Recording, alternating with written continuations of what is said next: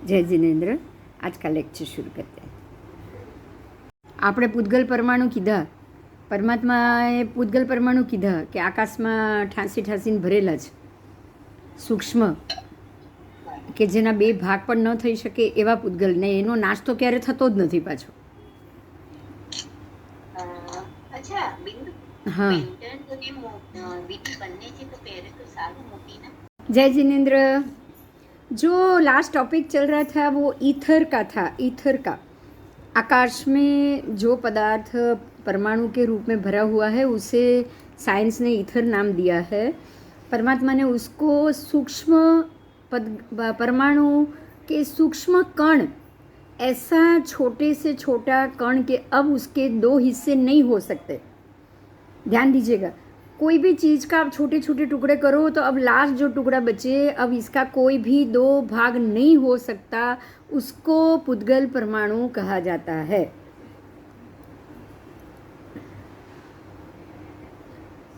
समझ में आया? परमाणु ऐसी चीज है जो सबसे छोटा सा टुकड़ा, अब इससे इसका और दो टुकड़ा नहीं हो सकता, उसको परमाणु कहा गया है। तो ये जो परमाणु है वो कभी भी ख़त्म नहीं होता है। देखो, एक और नई चीज़ है, परमात्मा ने ये भी कहा है कि परमाणु कभी भी ख़त्म नहीं होते और ना ही वो अपना कोई दूसरा रूप ले सकते, ना ही छोटे से छोटा टुकड़ा नहीं है, लेकिन वो छोटा टुकड़ा तो आकाश में रहेगा ही रहेगा। तो ये एक ऐसा तत्व है जो आकाश में, 14 राजलोक में, आकाश में, उसमें खास करके तिर्यक लोक में, क्योंकि जीव जहाँ जहाँ है वो जब भी कर्म बांधेगा तो कार्मण वर्गणा आकाश में वो स्थान पे मौजूद होती ही होती है। आज हम यहाँ पे एक नया मुद्दा चर्चा करेंगे। 8 प्रकार के कर्म है। आप जानते हो कौन कौन से कर्म है? किसी को मालूम है? कार्मण वर्गणा कितने प्रकार की है?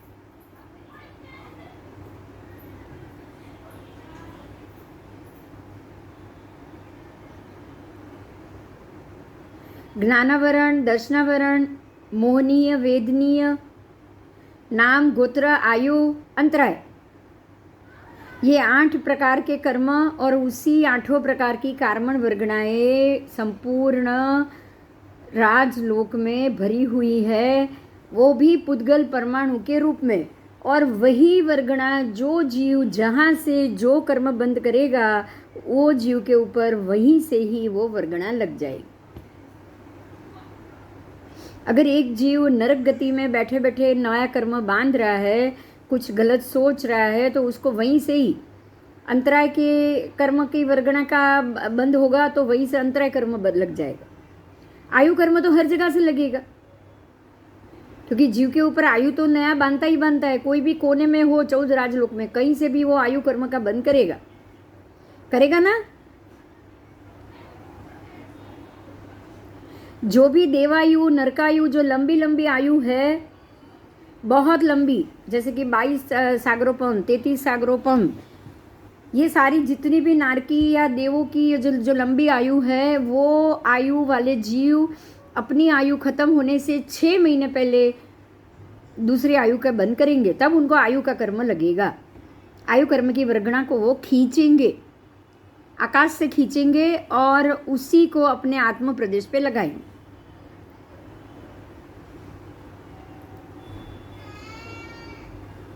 ठीक है? इसी तरह कार्मण वर्गणा लगती भी है और खरती भी है। आपके शरीर के आत्मा के प्रदेशों के ऊपर से वो खर भी जाती।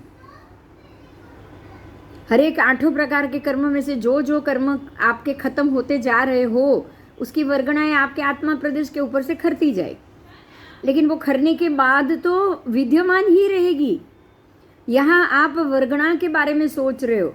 अगर मेरे आत्म प्रदेश से ज्ञानावरण की वर्गणा थोड़ी थोड़ी निकल रही है, तो निकल के तो वो पृथ्वी में ही रहेगी, वो पूरे 14 राजलोक में ही रहेगी। जब भी कभी कोई जीव या कोई वो ज्ञान के आवरण का कर्म बांधेगा, वहीं से वो वर्गणा उसको मिल जाएगी। तो 8 प्रकार के कर्म की वर्गणा हमेशा अविरत रूप से 14 राजलोक में भरी हुई रहती है। कोई भी कोने से कोई भी जीव कोई भी कर्म का आयु का बंद करेगा, उसको वर्गणा लग जाएगी। और कहीं से भी कोई भी कोने से कोई भी जीव किसी भी कर्म को खत्म करता जाएगा तो उसकी वर्गणा जो निकलती जाएगी वो उसके आत्म प्रदेश से निकलती जाएगी।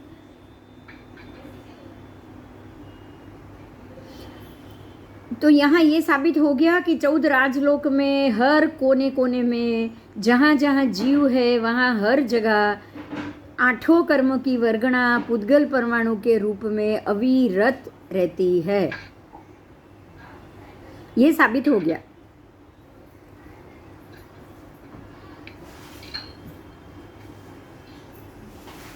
आगे जाएंगे।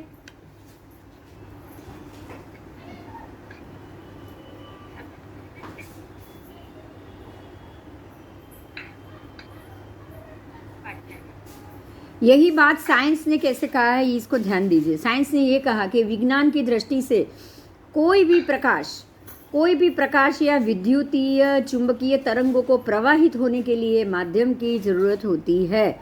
उनके कहे अनुसार ये आकाश में एक माध्यम ऐसा है ही जो सूर्य के प्रकाश को भी फैलाएगा, कोई भी चीज़ के प्रकाश को फैलाएगा, कोई भी गर्मी, प्रकाश का मतलब हीट, गर्मी को भी वो फैलाएगा, ठंडी को भी वो फैलाएगा।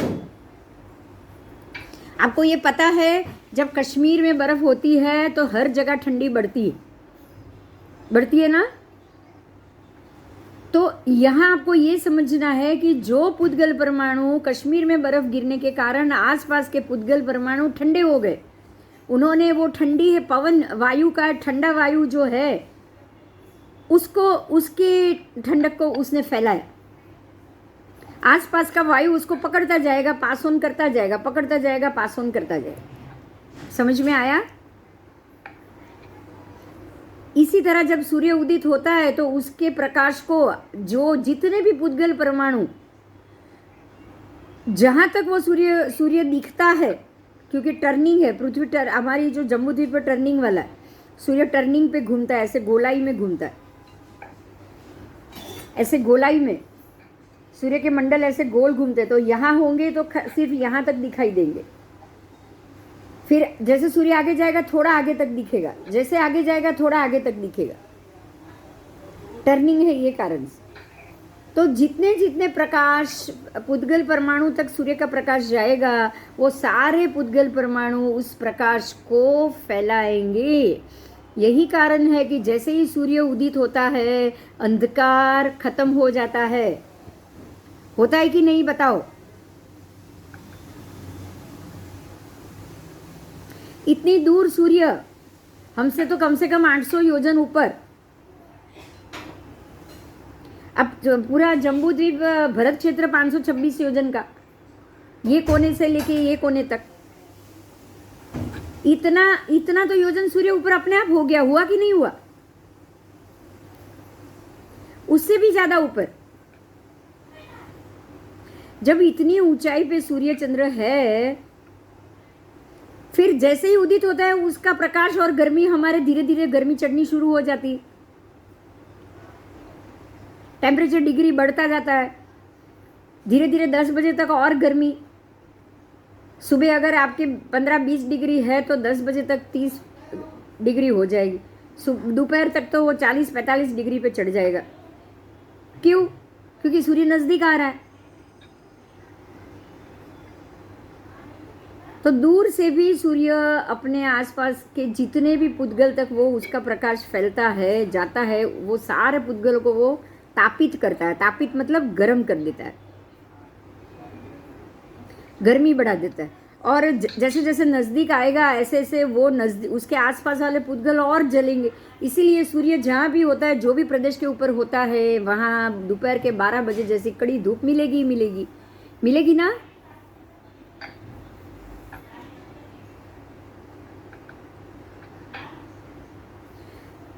इसी प्रकार से हम पुद्गल और परमाणु की भाषा को जानेंगे। तो ये तो तय हो गया कि एक माध्यम चाहिए, चाहे वो विद्युतीय तरंग हो। अब इलेक्ट्रिसिटी कैसे पास होगी बोलो? जो उसका जंक्शन है वहां से लेके जो वायरिंग, आपके समझो कि ये आधे 1 किलोमीटर दूर वायरिंग, फिर भी इलेक्ट्रिक चालू होती है कि नहीं होती है? बॉम्बे में एक ट्रॉम्बे है, ट्रॉम्बे स्थानक, जो जहाँ पे इलेक्ट्रिसिटी बड़ा स्टेशन है उसका। अब वहीं से इलेक्ट्रिसिटी पार्ला तक आती है कि नहीं आती है बोलो? केबल के अंदर से पास ऑन होती है ना इलेक्ट्रिसिटी। जैसे इलेक्ट्रिसिटी पास ऑन होगी, ऐसे ही एक पुद्गल से दूसरे पुद्गल से तीसरे पुद्गल, चौथे पुद्गल, पुद्गल से पास होकर सूर्य प्रकाश हम तक पहुंचेगा। क्लियर?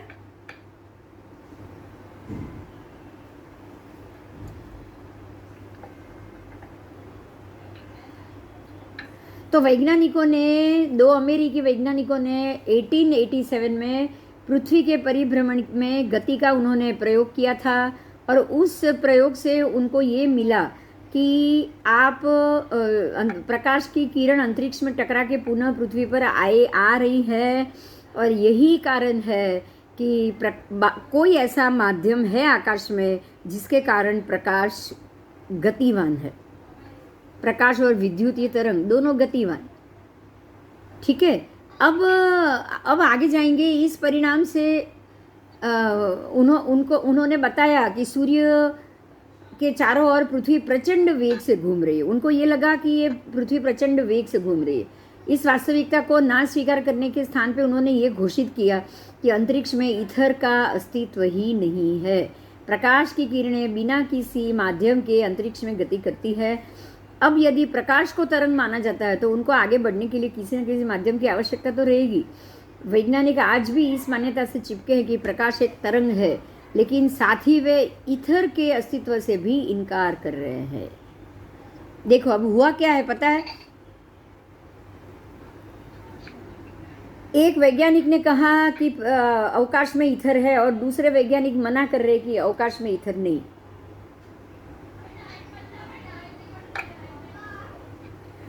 हो क्या रहा है कि ईथर जैसी वस्तु ऐसी सूक्ष्म है जो आप उसको देख नहीं सकते हो। आप उसको देख नहीं सकते हो। ईथर ऐसी सूक्ष्म वस्तु है, मतलब ये जैसे प्रकाश के पुद्गल, आप प्रकाश को देख सकते हो, उसके रेज पास ऑन होते हैं, उसको हम देख नहीं सकते, लेकिन उसकी गर्मी महसूस करते हैं ना। इलेक्ट्रिसिटी आप देख नहीं सकते, लेकिन प्रकाश होने से मालूम पड़ जाता है कि इलेक्ट्रिक ऑन है। जिसको आप देख नहीं सकते उसमें वैज्ञानिक दुविधा में है। कोई कह रहा है ईथर है, कोई कह रहा है ईथर नहीं। मगर ईथर है, हम ईथर को नहीं मानेंगे। परमात्मा ने कहा है पुद्गल परमाणु के रूप में, पुद्गल छोटे छोटे टुकड़े के हिस्से में पूरे राजलोक में भरा हुआ है, तो वो हमारे हिसाब से एक ईथर जैसा अस्तित्व ही हो गया। लाखों मील प्रति घंटे की गति से सूर्य के चारों ओर पृथ्वी के चक्कर लगाने की मान्यता, उसको मानने वाले ये स्पष्टीकरण नहीं दे पा रहे हैं कि पृथ्वी अरबों वर्ष से इस प्रकार घूम रही है तो रुकी क्यों नहीं। न्यूटन ने ऐसा नियम दिया कि उसने प्रथम नियम दिया, उस नियम अनुसार गतिशील वस्तु यदि शून्यावकाश में है तो वो अनंत काल तक गतिशील ही रहेगी। लेकिन वैज्ञानिक मानते हैं कि अवकाश में ईथर भरा हुआ है, इस पदार्थ के साथ घर्षण के कारण पृथ्वी की गति कम हो जानी चाहिए और अंत में रुक जानी चाहिए। तो ऐसा क्यों नहीं हो रहा? अगर ईथर है तो पृथ्वी रुकनी चाहिए, और अगर ईथर नहीं है तो पृथ्वी अविरत घूमनी चाहिए। बराबर? चलो, ये वैज्ञान की बातों को हम खाली सुन रहे हैं। आगे जाएंगे। एक लकड़ी के गोले के ऊपर अगर कोई चीज़ रखी जाए तो वो कुछ दाने, अगर वो घुमाओ, वो गोले को आप घुमाओ तो ऊपर रखी हुई चीज़ ऐसी की ऐसी 2-4 दाने रह जाते हैं और बाकी के सारे गिर जाएंगे। इस प्रकार पृथ्वी यदि गेंद जैसी गोल है तो उसके शीर्ष के कुछ भागों में मानव बस्ती बस सकती है, इस गोले के ऊपर नीचे आजू बाजू चारों तरफ बसने वाले लोग अंतरिक्ष में गिर ही जाने चाहिए। इनका कहना ये है कि ये गिरते क्यों नहीं। अब अगर मान लो कि गुरुत्वाकर्षण बल के कारण ये गिर नहीं रहे, पृथ्वी से चिपक के रहे, अगर एक मनुष्य, एक पेड़ पौधे, एक पूरा का पूरा शहर, पूरा की पूरी ऐसी सिटी या बसेस या ट्रेन और ये सब, अगर पृथ्वी घूम रही है, ये हमने कल देखा था कि पृथ्वी अगर घूम रही है ना, तो पृथ्वी अगर एक गोला है तो जो नीचे की तरफ की घूम रही है वो तो उल्टा ही घूमेगा, उसका माथा नीचे होगा, पैर ऊपर होगा कि नहीं होगा।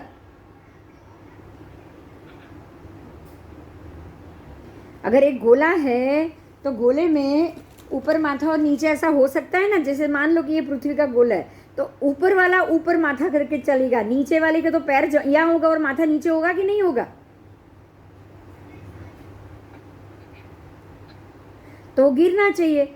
अगर उसके सामने ये कहेंगे गुरुत्वाकर्षण बल के लिए कारण नहीं गिर रहा है, तो फिर पंखी उड़ने ही नहीं चाहिए, कोई भी छोटा सा कागज का टुकड़ा हवा में उड़ना ही नहीं चाहिए। बराबर।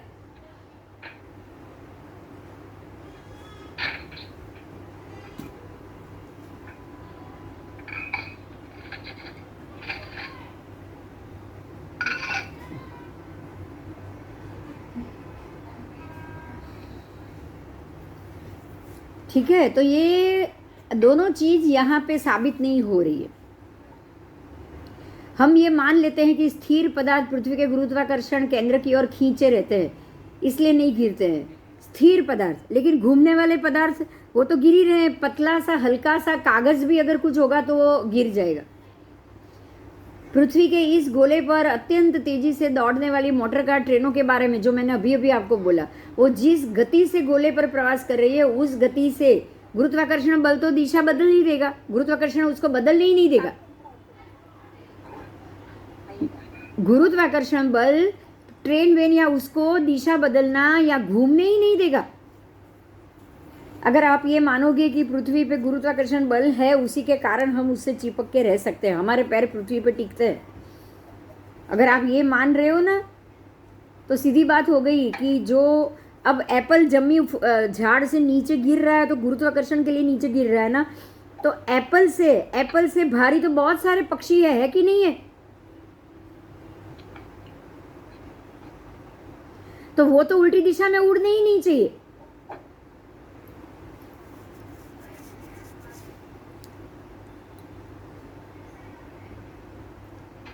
पानी सदैव सतह ढूंढता है। अब दूसरी बात की है, आओ उसी में चलेंगे आगे। वस्तु अपने ध्रुवीकरण में परिवर्तन आएगा, वस्तु के ध्रुवीकरण में भी, उसकी पोलैरिटी में भी परिवर्तन आएगा, जो संभव नहीं है। इसलिए तेज गति में रहने वाले पदार्थ पृथ्वी के केंद्र के गुरुत्वाकर्षण बल के प्रभाव से बाहर निकलकर अंतरिक्ष में घूमने चाहिए, मगर ऐसा नहीं हो रहा, ऐसा नहीं हो रहा। तो इसका अर्थ ये हो गया पृथ्वी पे गुरुत्वाकर्षण है ही नहीं। अगर गुरुत्वाकर्षण होता तो कोई भी भारी चीज हवा में आप उड़ा ही नहीं सकते थे।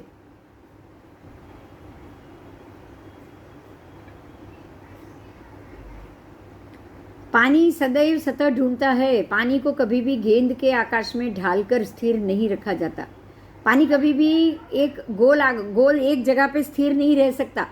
पानी सदैव घूमता ही रहता है। फुटबॉल पर यदि पानी की बूंदें गिराई जाए तो वो नीचे ही गिर जाएगी। आप फुटबॉल जैसी पृथ्वी और उसमें इतना बड़ा समुद्र, ऊपर के भाग में भी समुद्र, साइड के भाग में भी समुद्र, नीचे के भाग में भी समुद्र, ये पॉसिबल नहीं है। आपने पृथ्वी को ऐसे गोले में रख दिया और यहाँ पे जो समुद्र है उसका क्या, उसका मुंह नीचे की तरफ है। यहाँ सारे आदमी पैर यहाँ लगा के और माथा नीचा करके चलेंगे, ये पॉसिबल नहीं है।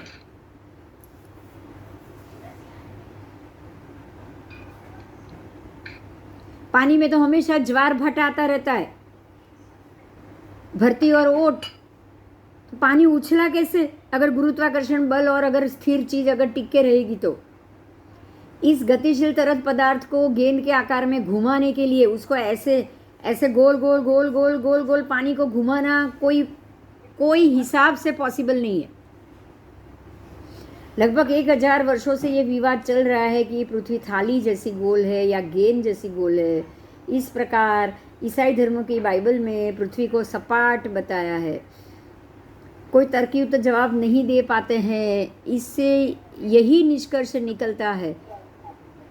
मुसलमानों की कुरान और हिंदू की भागवत में भी पृथ्वी को समतल ही बताया। सबने पृथ्वी को जमीन पे सीधा बताया है, गेंद की तरह गोल हवा में घूमती हुई किसी ने नहीं बताया, किसी ने नहीं बताया।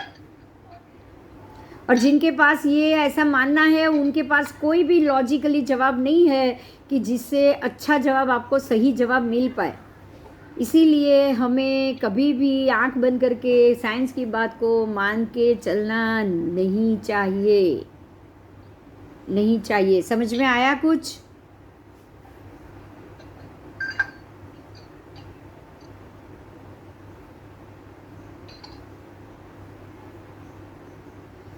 चलो आगे जाएंगे।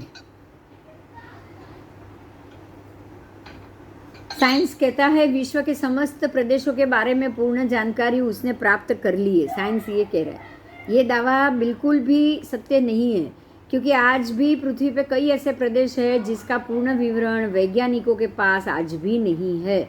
उत्तर ध्रुव और दक्षिण ध्रुव की परफेक्ट जानकारी किसी के पास नहीं, किसी के भी पास नहीं। अमेज़न के जंगल में क्या क्या प्राणी है, कितने प्राणी है, किस हिसाब से आप उसको जितनी बार साइंटिस्ट उसको ढूंढने गए, कोई वापस आया ही नहीं। ऐसा माना जाता है कि पृथ्वी का चुंबकीय ध्रुव का जो केंद्र है वो उत्तर ध्रुव है। इसीलिए कुतुब नुमा भी चुंबकीय सुई सदैव उत्तर दिशा में रहती है। आप होका यंत्र में देखोगे तो सुई हमेशा उत्तर में रहेगी। स्टीमर को नियंत्रण रखने में कैप्टन को दिशा की जानकारी भी उत्तर दिशा देती है। उत्तर ध्रुव का प्रदेश पूरे बर्फ से हमेशा आच्छादित रहता है और यहाँ यात्रा करना बहुत मुश्किल। उत्तर ध्रुव के केंद्र बिंदु के आसपास आर्कटिक ओशन है, आर्कटिक ओशन, और इस ओशन के चारों ओर साइबेरिया, ग्रीनलैंड, अलास्का, आइसलैंड और नॉर्वे आदि प्रदेश फैले हुए।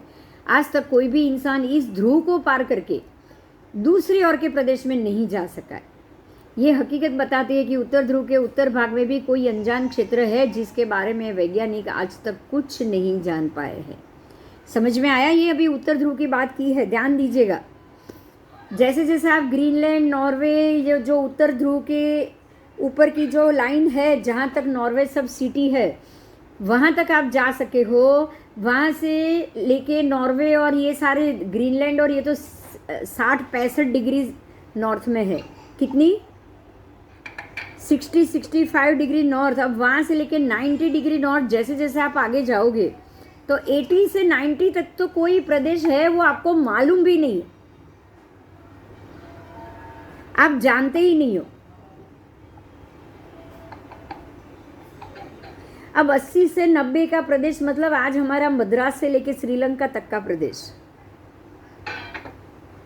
इतनी सारा जो जमीन का एरिया है, उस जमीन के एरिया के मामले में किसी को कुछ नहीं पता। वो जमीन पर क्या है, उसका क्या संशोधन है, वहाँ कौन कौन सी चीज़ है, कौन कौन से प्रदेश है, उसके लिए वहाँ पे किसी को भी कुछ नहीं मालूम। ठीक है, तो आज बहुत सारे ऐसे प्रदेश हैं जहाँ वैज्ञानिक कुछ नहीं जानते। पृथ्वी को गेंद जैसे मानने वाले वैज्ञानिक पृथ्वी के गोले पर उत्तर ध्रुव के एक और साइबेरिया और दूसरी ओर कनाडा का प्रदेश बताते हैं। उन्होंने गोले के उत्तर ध्रुव की जो ऊपर की जो इतनी गोलाई है ना, एक तरफ कनाडा, एक तरफ साइबेरिया। वास्तव में रूस का साइबेरिया का भाग, Alaska, Greenland, Canada, Norway, Iceland, ये सारे प्रदेश उत्तर ध्रुव की दक्षिण और पूर्व व पश्चिम भाग में स्थित है। इनमें से कोई भी प्रदेश उत्तर ध्रुव के उत्तर में नहीं है। यदि वास्तव में ऐसा होता तो विमान में बैठकर उत्तर ध्रुव की उत्तरी दिशा में प्रवास करके रूस से कनाडा और यूरोप से अमेरिका की यात्रा की जा सकती थी, लेकिन आज तक कोई भी इस प्रकार से मुसाफरी नहीं कर सका है। इससे मालूम होता है कि आज भी कोई भी मनुष्य उत्तर ध्रुव की उत्तर दिशा में नहीं जा सकता। देखो, ये बहुत बड़ा मुद्दा है। पहले भी हमने इस बात के लिए चर्चा की है। मैंने ये बताया था कि पृथ्वी का ऐसा गोला है तो यहाँ से लेके यहाँ आप जापान से कनाडा नहीं जा सकते, लेकिन यहाँ तो कुछ और ही बताया। अगर आपका ऐसा भी है तो आप यूरोप से भी ऐसे अमेरिका नहीं जा सकते, कनाडा। आपको नॉर्वे से भी इस तरह से कनाडा आप नहीं जा सकते। उत्तर ध्रुव पृथ्वी के ऊपर के गोले के ऊपर के भाग में है। अगर ये गोल पृथ्वी है तो पृथ्वी के ऊपर के भाग में, तो ये कोने से ये कोने में आप नहीं जा सकते। मतलब ये हो गया यूरोप से लेके कनाडा, अलास्का।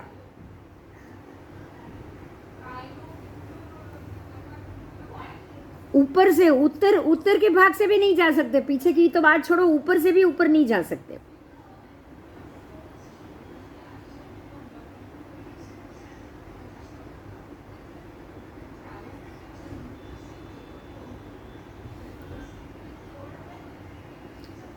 पृथ्वी को गेंद जैसी गोल मानने वाले वैज्ञानिक पृथ्वी के गोले पर उत्तर ध्रुव के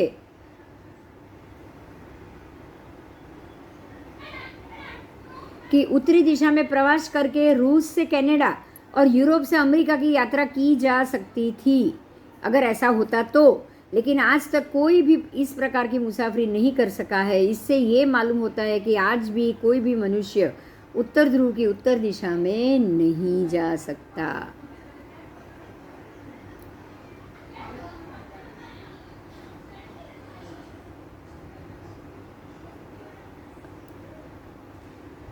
जेरेडस मर्केटर नामक भूगोल शास्त्री, एक और ये 1512 से लेके 1594 तक उनका समय रहा। पृथ्वी का नक्शा बनाने के लिए ये जग प्रसिद्ध थे। ये भूगोल शास्त्री ने पृथ्वी का नक्शा उन्होंने खुद बनाया है, और उसने जिस पद्धति से बनाया है उसको मर्केटर सिस्टम के नाम से जाना जाता है। आज भी पृथ्वी का नक्शा बनाने के लिए इसी प्रणाली का उपयोग किया जाता है। इन्होंने अपने नक्शों में मर्केटर ने उत्तर ध्रुव का प्रदेश दर्शाया है। आधुनिक वैज्ञानिक मानते हैं आर्कटिक समुद्र के बीच उत्तर ध्रुव बिंदु स्थित है और उसके आसपास बिल्कुल भी जमीन नहीं। देखो, ध्यान दो, बहुत महत्व है ये मुद्दे पे। हमारे में जहाँ उत्तर ध्रुव है, एग्जैक्ट मध्य बिंदु बराबर उत्तर भारत के मध्य भाग का उत्तर ध्रुव बराबर ये ऋषभकूट पर्वत है, और उससे बराबर राइट में गंगा प्रपात कुंड पूर्व दिशा में और पश्चिम दिशा में सिंधु प्रपात कुंड है। ध्यान दो, बराबर मध्य में ऋषभकूट पर्वत, बराबर उससे पूर्व में गंगा कुंड और पश्चिम में सिंधु कुंड। तो जहाँ तक ये एरिया है, जितना ये पर्वत और कुंड का एरिया है, वो एरिया तक अन्य कोई भी जमीन, कोई भी सिटी, शहर, नगर नहीं मिलेगा। समझ में आया? समझ में आया? ये उत्तर ध्रुव है। आज भी उत्तर ध्रुव में 80 से लेकर 90 डिग्री तक सिर्फ बर्फ ही बर्फ है। वहाँ कोई प्रदेश, कोई व्यक्ति बस्ती नहीं है, कोई भी बस्ती नहीं, कोई भी मनुष्य नहीं, कोई भी लोग नहीं, शहर नहीं, नगर नहीं, कुछ नहीं।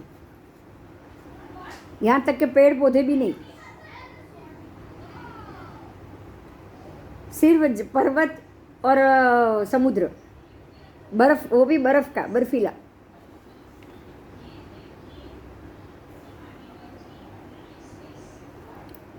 आओ,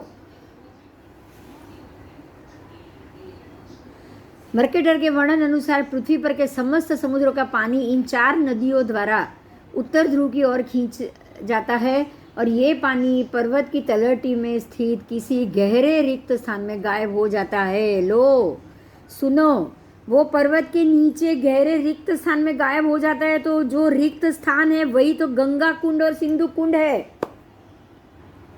गंगा प्रपात कुंड और सिंधु प्रपात कुंड। समझ में आया? जो पद्मद्र ऊंचाई पे स्थित है, कम से कम 200 योजन ऊंचा। हमारे नीचे से चढ़ते चढ़ते भरत क्षेत्र खत्म होने के बाद भी जो हिमवान पर्वत आएगा, वो पर्वत में भी कम से कम 200 योजन ऊंचा पद्मद्र कुंड। वहां से गंगा सिंधु का गिरना, और वो भी सिंधु और गंगा प्रपात कुंड में, तो 200 योजन तो नीचे गंगा सिंधु गिरी रही है। तो ये समुद्र बता दिया, हम उसको गंगा सिंधु नदी मानेंगे। ये चारों नदियों का पानी, जो नदियों का पानी है वो कहाँ नीचे लुप्त हो जाता है किसी को मालूम ही नहीं है। इतनी बड़ी जगह है कि वहां कोई जाके उसको देख भी नहीं सकता, क्योंकि वहां तक कोई मनुष्य पहुंचा ही नहीं है। और ये पानी पर्वत की तलहटी में स्थित किसी गहरे रिक्त स्थान में गायब हो जाता है। मर्केटर बताते हैं इन टापुओं पर 4 फुट की ऊंचाई वाले बौने मनुष्यों की बस्ती है। ये बताते हैं कि वह मनुष्य की बस्ती है, लेकिन एक बात ये तय है कि वहां तक आज तक कोई भी पहुंच नहीं सका, कोई नहीं पहुंच सका। अब जब कोई पहुंच ही नहीं सका, क्योंकि क्या है कि यहाँ से यहाँ जाने के लिए उनको स्टेशन चाहिए, अगर फ्यूलिंग पंप और स्टेशन चाहिए। अगर आप प्लेन से भी जाओ तो वो वातावरण चाहिए,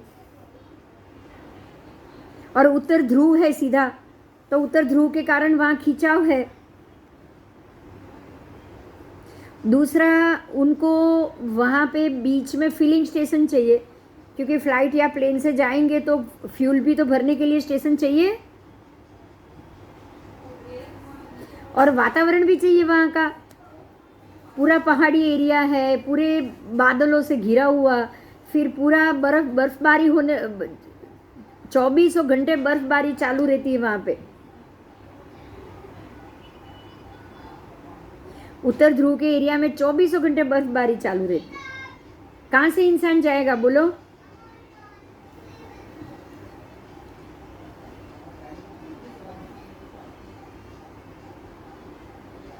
उत्तर ध्रुव बिंदु पर आर्कटिक समुद्र के साथ ऊंचा पर्वत दिखाने के मामले में मर्केटर को कोई अपवाद नहीं। 16वीं सदी में के नक्शे में अन्य कई प्रसिद्ध भूगोल शास्त्रियों ने भी मर्केटर के नक्शों से मिलते जुलते नक्शे में ध्रुव के बारे में बनाए हैं, उत्तर ध्रुव के बारे में।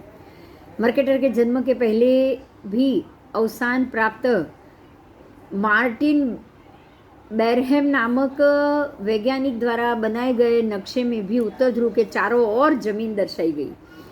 सन 1492 में बनाए गए इस नक्शे में यूरोप के उत्तर में 2 बड़े टापू बताए गए हैं। इसके साथ ही उत्तर ध्रुव के आसपास 4 टापू है। उत्तर ध्रुव के आसपास 4 टापू। इन टापुओं के आसपास बहने वाली नदियों का पानी जमीन में शोषित हो जाता है। हाँ, ये बात तो तय है, जमीन में शोषित हो जाता है, क्योंकि यहीं पे ही गंगा प्रपात कुंड और सिंधु प्रपात कुंड है। तो जाहिर है कि पानी तो सीधा गंगा और सिंधु का कुंड के अंदर ही पड़ेगा, तो सीधे जमीन में ही उतर जाएगा। फिर वहां से नीचे से वो नदी बहन के बहती है।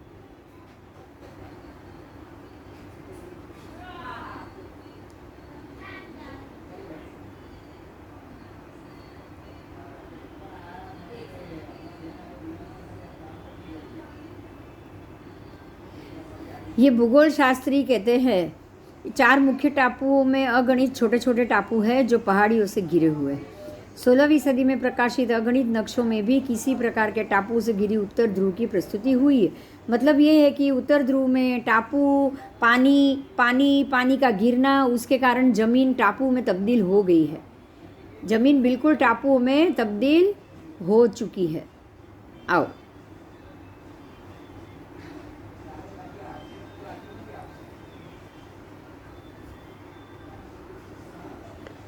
तेरहवीं सदी में ये जो होका यंत्र है उसकी शोध हुई 13वीं सदी में।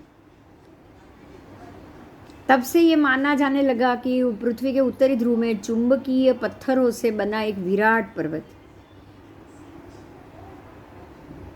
अब समझ में आ रहा है ये विराट पर्वत कौन सा है? हाँ,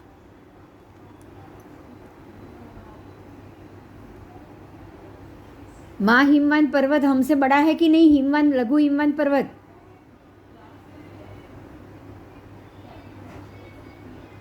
वैताड है 50 योजन ऊंचा, और लघु हिमवंत पर्वत 100 योजन पर्वत ऊंचा, और ऊपर से 500 योजन शिखर ऊंचा, कम से कम 700 योजन ऊंचा।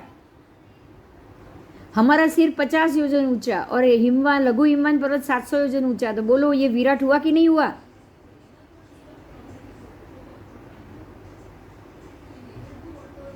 उत्तर में लघु हिमवान पर्वत आया है और वो कम से कम जमीन से लेके ऊंचाई उसके शिखर तक 750 योजन ऊंचा है, इसीलिए उसको विराट पर्वत कहा गया है। ये पर्वत तो दिखेगा ना, दूर से भी दिखेगा, टेलीस्कोप से भी दिखेगा। अब यहाँ हमें ये समझना है कि इतने सारे वैज्ञानिक ये कह के गए हैं कि उत्तर ध्रुव में नीचे नदियाँ या समुद्र का पानी है और ऊपर पर्वत है बहुत ऊंचाई तक, विराट पर्वत है। मर्केटर का कहना है 1360 के आसपास ऑक्सफोर्ड में एक गणितज्ञ ने नाव में बैठकर उत्तर ध्रुव का प्रवास किया था और उसका वर्णन इन्वेंटियो फॉर्चुनेट नाम के पुस्तक में किया गया था। ये पुस्तक तो अभी उपलब्ध नहीं है, उपलब्ध ही नहीं, क्योंकि पुस्तक लिखा कहाँ गया होगा, उस वक्त तो स्याही लिखाई विखाई कुछ था ही नहीं। ये पुस्तक उस समय उपलब्ध इस समय नहीं है, लेकिन उसके आधार पे मर्केटर ने उत्तर ध्रुव का जो वर्णन किया है वो हमारे पास उपलब्ध। मर्केटर के अनुसार 1360 में उत्तर ध्रुव की ओर प्रवास करने वाले गणितज्ञ का नाम निकोलस डी लिन्ना था, लेकिन इस प्रकरण पर भी वैज्ञानिकों में मतभेद है। फ्रीडजोफ नैन्सन नामक लेखक ने भी अपने हेवर गेल्मर नामक पुस्तक में लिखा है कि उत्तर ध्रुव के पास के समुद्र में एक ऐसा भंवर है, उसमें से पानी बाहर आने पर ज्वार आता है और पानी के अंदर जाने पर भाटा आता है। लेखक पोलस वार्ने विधि ने अपने पुस्तक में लॉन्गोबोर्ड में वर्णन किया है, पश्चिम दिशा में विशाल समुद्र है, वहाँ एक मोटी खाई है जिसे हम समुद्र की नाभि के रूप में समझ सकते हैं। ये खाई दिन में 2 बार समुद्र के पानी को अपने अंदर चूस लेती है और 2 बार ही पानी अपने आंतरिक भाग में से बाहर निकाल के फेंक देती है। सभी समुद्र किनारों पर ये क्रिया देखी जा सकती है। देखो, ये तो हमारे समुद्र, लवण समुद्र की बात की है कि दिन में 2 बार तो भरती और ओट आती ही आती। हमने जिस भंवर की बात की जिसमें जहाज तीर की तरह खींच जाते, ये भंवर जो है वो भी बराबर उत्तर ध्रुव के थोड़े नीचे के भाग में, मतलब जो बरमूडा ट्रायंगल है उसकी बात की है। इस तरफ बरमूडा ट्रायंगल है, इस तरफ ड्रैगन ट्रायंगल। हमारे वैताढ़े के ऊपर उत्तर भारत के पश्चिम विभाग में बरमूडा ट्रायंगल है और पूर्व विभाग में ड्रैगन ट्रायंगल। तो ये जो 2 नदी की बात है, वहाँ निमग्ना नदी की बात जाननी। एक नदी ऐसी है जो सारी चीज़ बाहर फेंकती है और एक नदी ऐसी जो सब अंदर खींच लेते, पूरे के पूरे जहाज को खींच लेते। तो ये बात तो सही है, परमात्मा ने बताया ही है। और बराबर यही जगह पे ये निमग्ना नदी, दोनों निमग्ना नदी का प्रवाह बह रहा है, वो भी 10 योजन तक ये नदी है।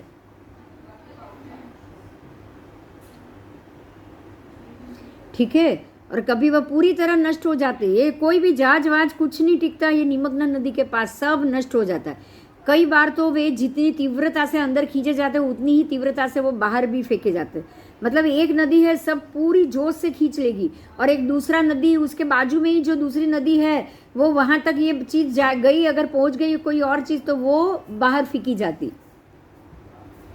ऐसा लगता है कि ये जो 2 लेखकों के जो उन्होंने उत्तर ध्रुव का नक्शा बनाया था, पुस्तक इन्वेंटियो फॉर्चुनेट, वो उसमें जो उत्तर ध्रुव के भूगोल का जिस प्रकार से वर्णन हुआ है वो 150 वर्ष तक ये नक्शों पर भी बना रहा।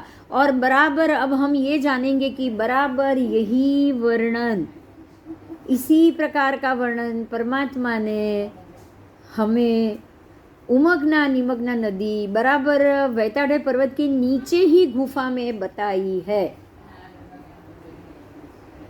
यही जगह बताई है जो यहाँ से वो उस तरफ उत्तर की तरफ गुफा के बाहर के रास्ते में ये नदी का आज भी बरमूडा ट्रायंगल के रूप में वहाँ उसका बहना होता है। और वो बरमूडा ट्रायंगल यहाँ और यहाँ ड्रैगन ट्रायंगल एक ही डिग्री पे है दोनों। तो हम ये कह सकते हैं जो वैताढ़े के नीचे की गुफा बराबर एक ही डिग्री पे।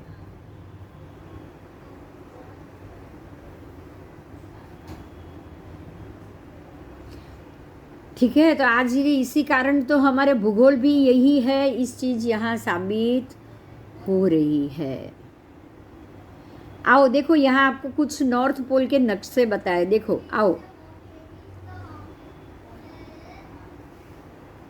देखो हमने जो अभी थोड़ी देर पहले जो बात जानी, आओ ये बराबर उत्तर ध्रुव के ऊपर का भाग है, ये नॉर्थ पोल है, यहाँ आपको दिख रहा है। आओ एक मिनट, दिख रहा है आपको नॉर्थ पोल?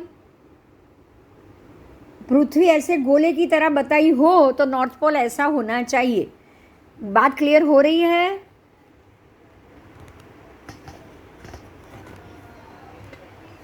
हाँ आओ, बराबर ऊपर नॉर्थ पोल और आर्कटिक ओशन, और ये उसके ऊपर की भूगोल जगह। अब इसी भूगोल को यही मैप में ज़्यादा क्लियर बताया है। आर्कटिक ओशन बराबर मध्य में नॉर्थ पोल आपको ये दिखेगा, यहाँ पे नॉर्थ पोल है, मेरी उंगली है वहाँ, और ये है आर्कटिक सर्कल। ये यहाँ पूरा समंदर है, ये पूरे यहाँ इतने एरिया में कोई भी पानी वानी बर्फ़ सब मिलेगा, लेकिन कोई भी ज़मीन या सिटी या कुछ नहीं है। नॉर्वे कहाँ है देखो, इतनी दूर है, ये 0 डिग्री से इतनी डिग्री 75 डिग्री के अंदर है नॉर्वे, रशिया, उसके बाद ये ग्रीनलैंड का एरिया, उसके बाद ये कुछ बर्फीन आइलैंड है, और ये अलास्का है, यहाँ पे अलास्का है। मिला आपको?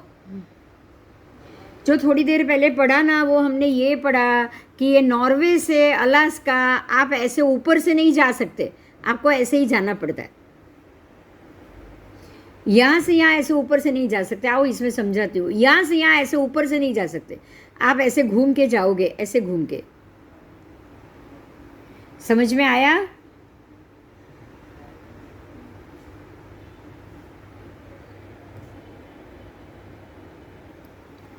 यहाँ यूरोप कंट्री है। अब यूरोप से आप यहाँ ऐसे नहीं जा सकते, अगर जाना भी हो तो अलास्का आपको ऐसे घूम के ग्रीनलैंड होके, यहाँ कनाडा होके, फिर आप अलास्का जा सकते हो। यहाँ तक कि ये अलास्का है, यहाँ ही जापान है, ये रशिया है, ये आर्कटिक सर्कल लिखा है ना, यहीं पे ही यही जापान है। आपको देखो ये मैप में दिखेगा भी।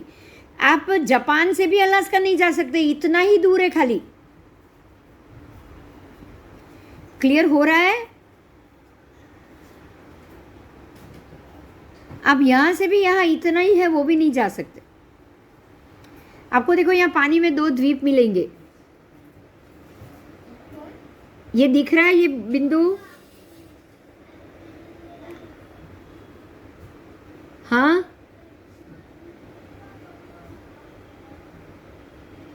ये है डायमंड द्वीप, यहाँ जापान का एरिया, यहाँ अलास्का का एरिया। अब ये जो द्वीप है वो पानी से यहाँ पानी से भी आप नहीं जा सकते हो, इतना ही एरिया है।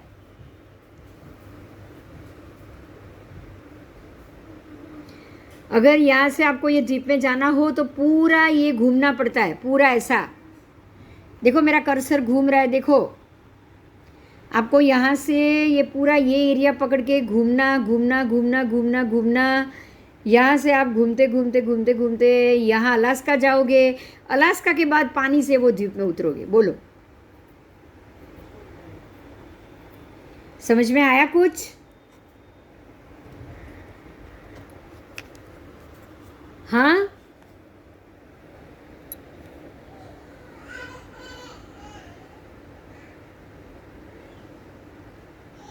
आप ये प्रदेश से ये प्रदेश में इतना ही जाना है, खाली 2500 किलोमीटर आप नहीं जा सकते, उसको आपको ऐसे 25-30 हज़ार किलोमीटर तक ऐसा गोल घूमना पड़ता है। फिर यहाँ 24 घंटे की फ़्लाइट लोगे, यहाँ उतरोगे, और यहाँ से आप यहाँ 2500 किलोमीटर पानी में जाओगे, तब आप वो द्वीप में पहुँचोगे। समझ में आया?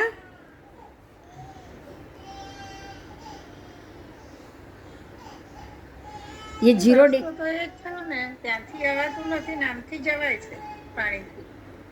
પાણીમાં આ તો આની બાજુમાં જ છે, એટલે જવાય છે। ये ईस्ट है, ये वेस्ट है, वेस्ट में भी समुद्र तो है ना। आपको तो इन्होंने ये बाजू में रख दिया, ये कोना है, ये कोना है। यहाँ भी लवण है, यहाँ भी लवण, पानी तो दोनों तरफ है।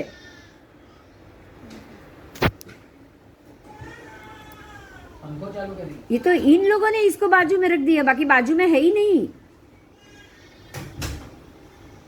क्लियर हुआ कुछ? आप इसको पूरा खोल दो, ऐसे गोल में है ना ये, यहां से यहां पूरा ऐसा खोल दो, लंबा चंद्राकार। इसको ये कोने में ले जाओ, इसको ये कोने में ले जाओ, फिर तो यहां से आप पानी में जा सकोगे ना इस तरफ। यहां से पानी पूर्व लवण है, यहां से पानी पश्चिम लवण है। ये पश्चिम, ये एशिया है, यहाँ जापान है, जापान पूर्व में, ये सारा पूर्व लवण है और ये सारा पश्चिम लवण है। तो ये तो दोनों अलग अलग दिशा में हुए ना। अच्छा, हाँ हाँ। હવે ક્લિયર થયું?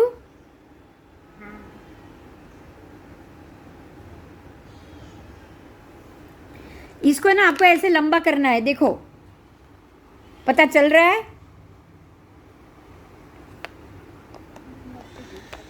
हाँ નથી દેખાતું તો તમે શું કર્યું? अच्छा रुको एक मिनट। हाँ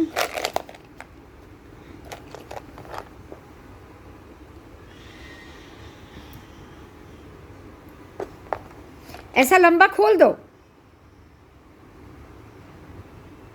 तो यहाँ जापान है और ये कोने में,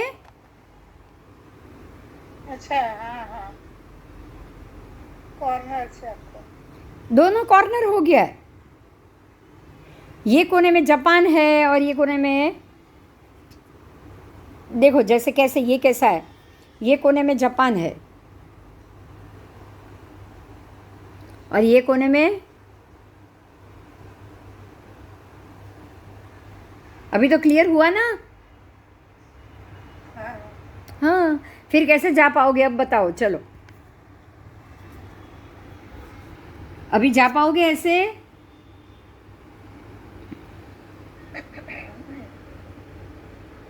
इसीलिए नहीं जा सकते। अब कैसे नहीं, क्यों नहीं जा सकते? देखो यहीं पे देखो, आपने ये एक और पिक्चर देखो, ये देखो, ये पूरी पृथ्वी बताई है, यहाँ पे दिख रहा है ना?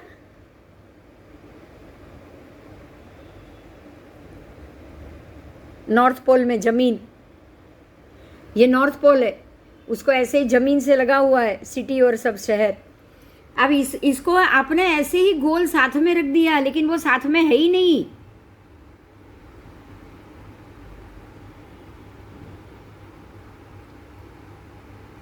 आप एक लंबी डोरी ले रहे हो, मान लो कि 15 फुट की आपने एक डोरी ली और वो डोरी को ऐसे गोल घुमा के दोनों छेड़ों को एक कर लिया, तो क्या एक हो गया? एक हुआ? नहीं हुआ ना? हाँ तो अब आप उसको एक बना के गोल रिंग कर दोगे तो आपके लिए तो इजी हो गया ना। ये कोने से ये कोने जाना इजी हुआ कि नहीं हुआ? नजीक થઈ ગયું। नजीक થઈ गયું, लेकिन क्या है? नहीं नहीं। अब अगर है तो आप जा सकते हो, अगर है ही नहीं तो आप जा सकोगे? नहीं। तो मतलब ये हो गया आप नहीं जा सकते, मतलब नहीं है। क्लियर हो गया? हाँ हाँ आप जा ही नहीं सकते हो है तो जा सकते हो ना। ये कोने से ये कोने तक आप जाओ और पहुंचो, उसके लिए ये दोनों कोने अलग है, इसीलिए आप नहीं जा सकते। अगर आपने ऐसे ही गोल बना दिया और वो ये जो देखो देखो अभी देखो, अभी दिख रहा है, मेरा हाथ दिख रहा है अभी। हाँ ऐसे है हमारे पूरा भरत क्षेत्र 6 खंड। अब आपने तो उसको ऐसे गोल बना दिया, तो अब तो जा सकते हो ना। ये इकट्ठा हो गया तो फिर भी आप जा नहीं सकते। क्यों? क्योंकि आप ऐसे हो ऐसे हो ऐसे हो तो जा सकोगे क्या? कोई भी जा पाएगा कोई? यहां से ही घूमते घूमते जाना पड़ेगा ना उसको। मतलब ये क्लियर है कि पृथ्वी हवा में ऐसे गोल दड़े की तरह नहीं है। आप ये कोने से ये कोने तक नहीं जा सकते। समझ में आया?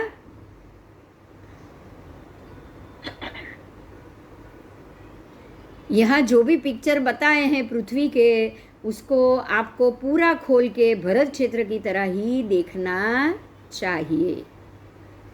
अब इसी जो गोल आकार है उसको ये देखिए, जो अभी आपके सामने ये जो तीन पूरा एक ही आकार, तीन आकार में ये इन लोगों ने नॉर्थ पोल ही बताया है, बराबर दिख रहा है ना सबको?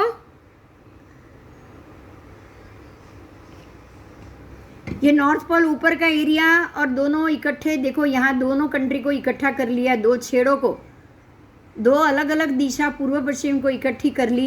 यहाँ पर भी ऐसे ही गोल, यहाँ पर भी इकट्ठा कर लिया है, ये करके रख दिया है। अगर होता तो आप यहाँ से यहाँ इजीली 2,500 किलोमीटर को क्रॉस कर लेते, आपको 25,000 किलोमीटर या 30,000 किलोमीटर का फासला क्रॉस नहीं करना पड़ता। अब जो जो अंतरिक्ष में यान गए हैं, जो जो हवाई जहाज गए हैं, उन लोगों ने किस प्रकार से उसके पिक्चर लिए हैं या उन्होंने कैसे इसको समझा है, उस चीज़ को समझाया गया है, थोड़ा उसको समझेंगे। आओ, हवाई जहाज में बैठे हुए पायलट या अंतरिक्ष यान में बैठे हुए अंतरिक्ष यात्री को कभी भी ऐसा नहीं लगता कि पृथ्वी उन्नतोदर है।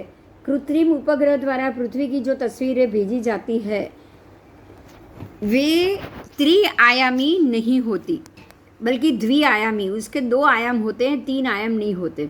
इन तस्वीरों में पृथ्वी गोल दिखाई देती है, लेकिन वह गेंद जैसी गोल नहीं दिखाई देती, बल्कि थाली जैसी गोल दिखाई देती है। पृथ्वी को गेंद जैसी गोल सिद्ध करने के लिए त्रिआयामी तस्वीरें खींचना चाहिए। यद्यपि आज तक ऐसे कैमरों की शोध नहीं हुई जो त्रिआयामी तस्वीर ले सके। अंतरिक्ष में कैमरे के द्वारा जो तस्वीरें ली जाती है उसमें पृथ्वी थाली जैसी गोल दिखाई देती है, लेकिन उसका कारण इतना ही है कि कैमरे के लेंस की मर्यादा सभी दिशाओं में एक समान होती है, इसलिए उसकी सीमाएं स्वाभाविक रूप से गोलाकार बन जाती है। इसी प्रकार हमारी आँख की दृष्टि की मर्यादा भी अधिक, कोई भी बड़ी चीज़ हमें गोलाकार ही दिखाई देती है। इस प्रकार कृत्रिम उपग्रहों की तस्वीरों के द्वारा भी पृथ्वी को गेंद जैसी या नारंगी जैसी गोल सिद्ध नहीं किया जा सकता। देखो, अब इसके लिए यहाँ पे एक पिक्चर बताया है, देखो मैं उसको बड़ा कर रही हूँ, ध्यान से एक बार देख लो।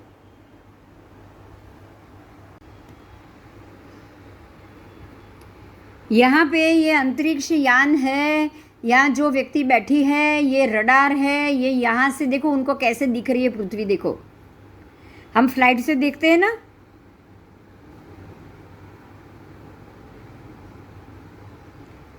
इनको यहाँ नीचे से नहीं, या ये साइड से देखना पड़ेगा, या लेफ्ट से देखना पड़ेगा, या आगे से देखना पड़ेगा, या पीछे से। पूरी की पूरी पृथ्वी का एक जैसा भाग उनको कभी भी दिखाई नहीं देगा।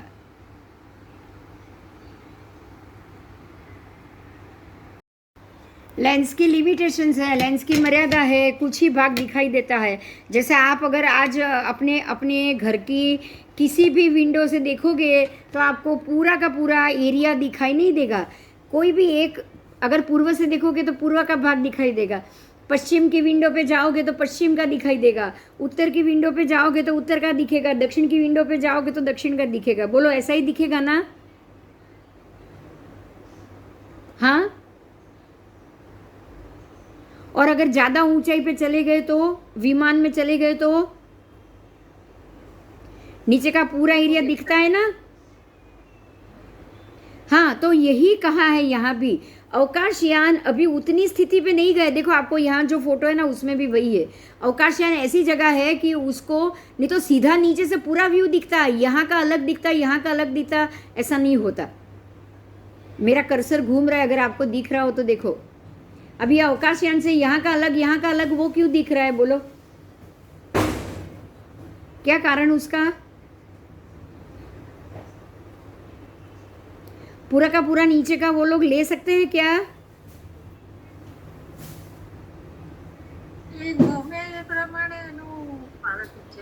मतलब यही हुआ, जैसे जैसे घूम रहे उस एरिया का आ रहा है। हाँ। पूरा का एरिया नहीं आ रहा है, बराबर? तो अगर वो स्टेबल रहे और पूरा एरिया का फोटो ले पाए, उसके लिए और ऊंचाई पे उसको जाना पड़ेगा। वो जब तक और ऊंचाई पे नहीं जाएगा वो पृथ्वी पूरी कैसी है उसको समझ ही नहीं पाएंगे। ये भी समझ में आ रहा है?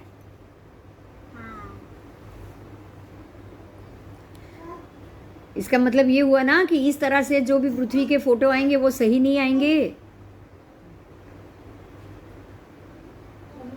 ये तो क्लियर हुआ कि नहीं? તો એ કેટલું ઊંચે જઈ શકે છે? और अब आपको मैं ये इसके लिए एक ही मुद्दा कहूँगी। जम्बूद्वीप 1,00,000 योजन है, चौड़ा भी 1,00,000 योजन है, क्योंकि मेरू 1,00,000 योजन ऊंचा। तो चौड़ा 1,00,000, ऊंचा 1,00,000, तो जब तक 1,00,000 योजन के ऊपर नहीं पहुंचोगे पूरा 1,00,000 दिखाई देगा? नहीं। अभी तक तो ये अवकाशयान ग्रह के ऊपर भी नहीं गया, 790 योजन तक भी नहीं गया। अच्छा, हाँ। हम तो ग्रह के ऊपर भी तो नहीं गए। अच्छा, तो क्या दिखाई देगा उसको? તો આ મંગળ પર જવાનું ને બધું? ये 1,00,000 योजन है, मंगल पे नहीं गए, मंगल के नीचे घूम रहे। ये 1,00,000 योजन है, उसमें से 790 पे ग्रह, खाली इतने पे ही। आप तो उसमें से भी नीचे पे गए हो। 1,00,000 योजन तक चढ़ोगे ना तो ही पूरा 1,00,000 का एरिया कवर होगा देखने के लिए, नहीं तो नहीं। क्लियर हुआ? अभी बात क्लियर हो गई? तो यान उतनी ऊंचाई पे चढ़े ही नहीं है कि आप सब एरिया को देख पाओ। અચ્છા, એટલે હજુ સાયન્સ એટલું આગળ पहुंचू જ નથી। हाँ, पहुंचू, आप वो हाइट पे पहुंचे ही नहीं हो, आप ग्रह के ऊपर भी नहीं पहुंचे हो। भगवान ने बोला है ग्रह तो खाली 790 योजन पे, 1,00,000 ऊंचा मेरू, 1,00,000 का जम्बू द्वीप। अब 1,00,000 की ऊंचाई पे चढ़ोगे तो ही दिखेगा ना।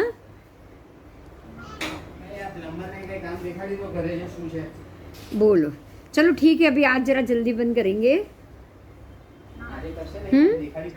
हाँ, ठीक है, चलो। जय जिनेंद्र, आज थोड़ा जल्दी बंद करना है, अभी परसों मिलेंगे शुक्रवार। जय जिनेंद्र।